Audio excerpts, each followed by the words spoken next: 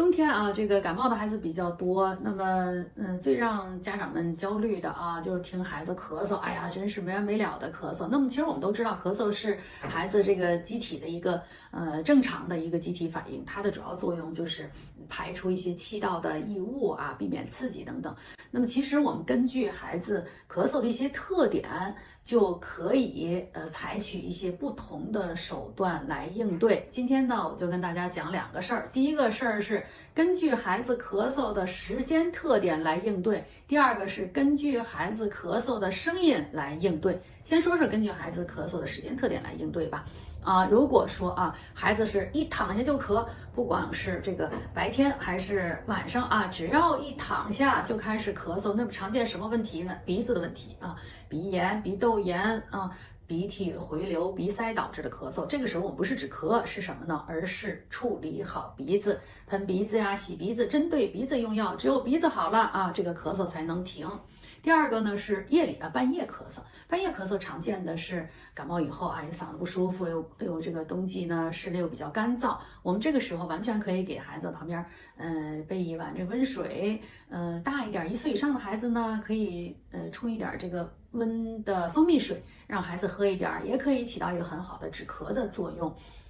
第三个时间点就是早晨起来孩子呢只要一起来一翻身就开始拼命的咳好多痰出来。这个呢也是鉴于感冒后期痰液比较粘稠，因为躺着的时候重力的作用，痰不利于排出。那么这个时候我们家长该怎么办呢？就是可以帮孩子拍拍后背，抱起来呢由下往上拍一拍后背，用重力的作用帮孩子把痰咳出来。如果痰液确实很粘稠不好咳，我们也可以辅助用一些稀释痰液的药。那么还有一个时间点就是跑跳以后咳嗽，特别明显，跑跳喊叫以后就开始咳起来没完那么这种情况呢，鉴于气道敏感，也就是说它可能不是单纯的感冒的咳嗽了，可能是气道敏感、气道高反应，有一些哮喘的孩子有一些咳嗽变异性哮喘的孩子，他会明显的表现为活动后咳，一旦有刺激咳嗽，那么这个时候怎么办？我们就要针对性的治疗针对这种气道高反应用药，它才能止咳。好，说完了这个咳嗽的时间特性，我们还有咳嗽的声音特性根据孩子不同的声音呢，我们也大概判断出来一些原因。那么大概分这么4点。第一个呢就是湿咳，湿咳呢就表现为咳的时候有呼噜呼噜的声音，有痰出来；不咳的时候也会有这种呼噜呼噜有痰音。那么我们又根据这个痰的性状分，比如说就是这种白色的粘液的痰，或者有一些黄色的痰，那么就是什么呢？恢复期，感冒恢复期或者有这种鼻涕的回流这种痰，这个是没关系的，按照我刚才说的处理就行了。如果说这个孩子咳出来的痰，你一看是泡沫比较多，还有那种淡粉色的痰，这个时候就有可能孩子咳得太厉害了，要注意引起心脏的负担比较重。出现这样痰，马上就诊。这个是湿咳。干咳的话呢，就是表现为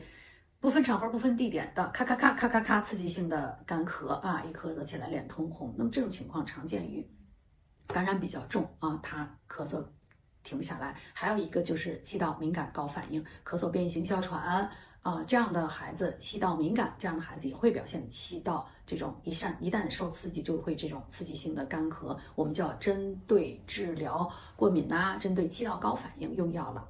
那么第3种呢，就是犬吠一样咳嗽，这个常见于1、2岁的孩子，冬季比较常见，急性喉炎，他的咳嗽是非常具有辨识度非常的高，他咳嗽起来的话，远远的你听就像一个小狗朝你跑过来一样我们叫做犬吠一样的咳嗽咳嗽起来的话就有那种那样的咳嗽。那么还有就是伴随着咳嗽，孩子还有那种憋气烦躁、满头大汗、缺氧的一个表现，这个也是就诊儿科急症的一个指征第4个咳嗽呢，就是现在不太多见了，不过呢，在小月龄的孩子也会有一定的复燃一种呼吸道的传染病，就是百日咳。百日咳的话呢，它的咳嗽的话也是很有特点的，它的声音我们叫做除了咳嗽以外带有鸡鸣样的回勾很有特点的咳嗽，就是咳完了以后会有一个回勾，咳这样的声音如果这样的话也是必须要就诊的。所以咳嗽不同，咳嗽的时间不同，咳嗽的声音也有特点，根据不同的特点我们才能够采取正确的手段让孩子止咳。